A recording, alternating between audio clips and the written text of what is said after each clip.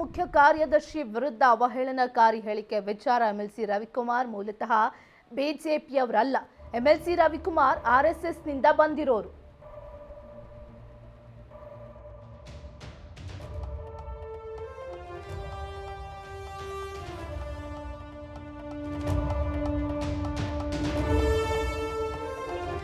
ರವಿಕುಮಾರ್ ಕೊಟ್ಟಂತ ಹೇಳಿಕೆ ಈಗ ತೀವ್ರ ವಿವಾದ ಕಾರಣ ಆಗ್ತಾ ಇದೆ.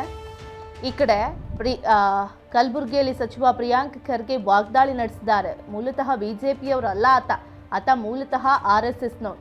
ಮನಸ್ಮೃತಿ ಹಿನ್ನೆಲೆಯಲ್ಲಿ ಬಂದಂಥವ್ರು. ಮನಸ್ಮೃತಿಯಲ್ಲಿ ಮಹಿಳೆಯರ ಬಗ್ಗೆ ಏನ್ ಗೊತ್ತಿದೆ? ಕೊಳಕು ಮನಸ್ಸು, ಕೊಳಕು ಬುದ್ಧಿ, ಕೊಳಕು ನಾಲಿಗೆ ರವಿಕುಮಾರ್ ನಿಮಾನ್ಸ್ನಲ್ಲಿರಬೇಕು.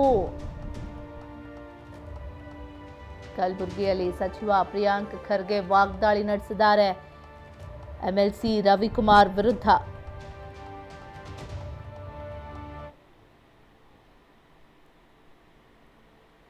ಕುಂಠಿತ ಆಗ್ತೀವಿ, ಅದನ್ನ ಯಾರು ಉಂಟು ಮಾಡ್ತಾರೆ ಅವರು ನಿಜವಾದ ದೇಶದ್ರೋಹಿಗಳು ಅಂತ.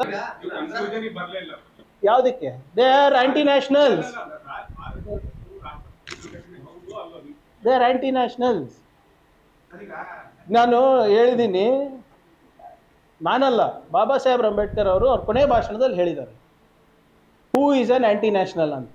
ಬಹಳ ಸ್ಪಷ್ಟವಾಗಿ ಬಾಬಾ ಸಾಹೇಬ್ ಅಂಬೇಡ್ಕರ್ ಅವರು ಹೇಳ್ತಾರೆ, ಈಗ ನಮಗೆ ಸ್ವಾತಂತ್ರ್ಯ ಸಿಕ್ಕಿದೆ, ನಾವು ಆರ್ಥಿಕವಾಗಿ ಮತ್ತು ಸಾಮಾಜಿಕವಾಗಿ ನಾವು ಪ್ರಗತಿಯನ್ನು ಕಾಣಬೇಕಾಗಿದೆ, ಆದರೆ castes are anti national in India ಅಂತ.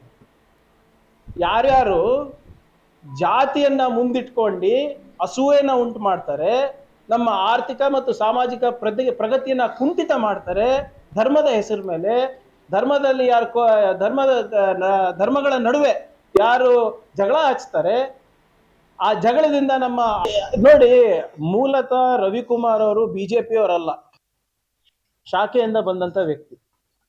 ಯಾವ ಶಾಖೆ? ಆರ್ಎಸ್ಎಸ್. ಆರ್ಎಸ್ಎಸ್ ನಲ್ಲಿ ಸಂವಿಧಾನದಲ್ಲಿ ನಂಬಿಕೆ ಇಲ್ಲ ಅವರಿಗೆ, ಮನುಸ್ಮೃತಿನಲ್ಲಿ ನಂಬಿಕೆ ಇದೆ.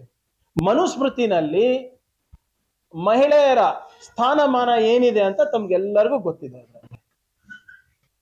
ಹೌದಾ ಇಲ್ಲ? ಇದು ಮೊದಲನೇ ಸಾರಿ ಅಲ್ಲ. ರವಿಕುಮಾರ್ ಅವರಿಗೆ ಅದೇನಾಗ್ತಾ ಇದೆ, ಮುಂಚೆಯಿಂದಾನು ಅವರಿಗೆ ಬಾಯಿ ಚಪ್ಪಳ ಇದೆ ಮಾತಾಡೋದು. ಕಲಬುರ್ಗಿಗೆ ಬಂದು ಇಲ್ಲದ ಸಲ್ಲದ ಆರೋಪ ನಮ್ಮ ಮೇಲೆ ಮಾಡಿದ್ರು. ಇಲ್ಲೇ ಕಲಬುರ್ಗಿನಲ್ಲೇ ನಮ್ಮ DC ವಿರುದ್ಧ ಏನ್ ಮಾತಾಡಿದ್ರು ತಮ್ಗೆ ಗೊತ್ತಿದೆ. ಕೋರ್ಟ್ ಚೀಮಾರಿ ಹಾಕ್ತು. ಇನ್ನಾನು ಅವರು ಕ್ಷಮೆ ಕೇಳಿಲ್ಲ. ನೀವು ಕ್ಷಮೆ ಕೇಳ್ಬಿಟ್ಟು ಬನ್ನಿ ನಮ್ಮ ಹತ್ರ ಅಂತ ಹೇಳಿದ್ರು ಕೂಡ ಇನ್ನ ಕ್ಷಮೆ ಕೇಳಿಲ್ಲ ಅವರು. ನನ್ನ ಮಾಹಿತಿ ಪ್ರಕಾರ, ನನಗೆ ಗೊತ್ತಿಲ್ಲ ಅಲ್ಲಿ ಕೇಳಿದಾರ ವೈಯಕ್ತಿಕವಾಗಿಲ್ಲ, ನನ್ನ ಮಾಹಿತಿ ಪ್ರಕಾರ ಅವರು ಇನ್ನ ಕ್ಷಮೆ ಕೇಳಿಲ್ಲ. ಅಂದ್ರೆ ಅವ್ರು ಹೇಳಿದ್ದನ್ನ ಸರಿ ಅಂತ ಇನ್ನ ಅನ್ಕೊಳ್ಳೋ ವ್ಯಕ್ತಿ. ಅದನ್ನ ಮುಂದುವರೆಸಿ ಮೊನ್ನೆ ವಿಧಾನಸೌಧದಲ್ಲಿ